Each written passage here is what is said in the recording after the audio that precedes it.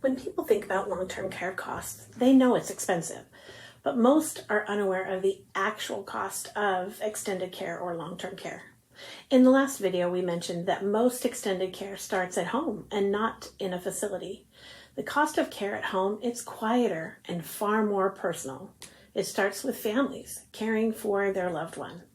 When my grandmother had a stroke and she became paralyzed on one side of her body, my mother and her two sisters each took turns having grandma live at their home. I talk about this in one of my videos called Why I Love Helping Families Navigate Caregiving Expenses. So check it out. So we dressed my grandmother, we helped her bathe, we helped her prepare her meals, medication, helped her get dressed, took her to the doctor, her doctor's appointments. We all helped. And at my house, there were 4 teenagers and both my parents that were assisting my grandma. Even if a family gives assistance only a few hours a day, it begins to add up fast. 4 hours a day becomes 8 hours a day. A few days a week becomes every day. And suddenly, caregiving becomes your whole life. So you hire a caregiver to come into the home to help.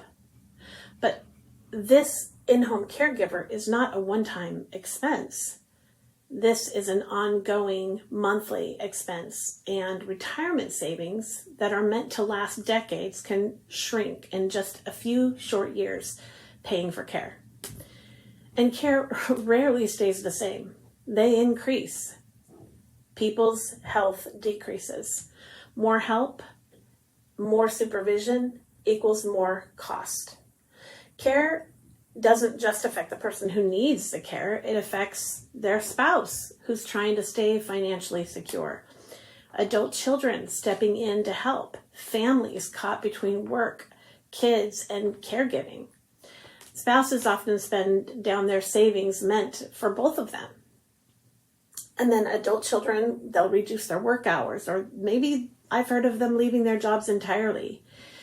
That shows up as lost income, missed career opportunities, career growth, delayed retirement, emotional and physical exhaustion. Caregiving decisions ripples through generations, like it did in my family. Families often say, we're just going to help each other out, just like my family, any other family. But unpaid care is never free.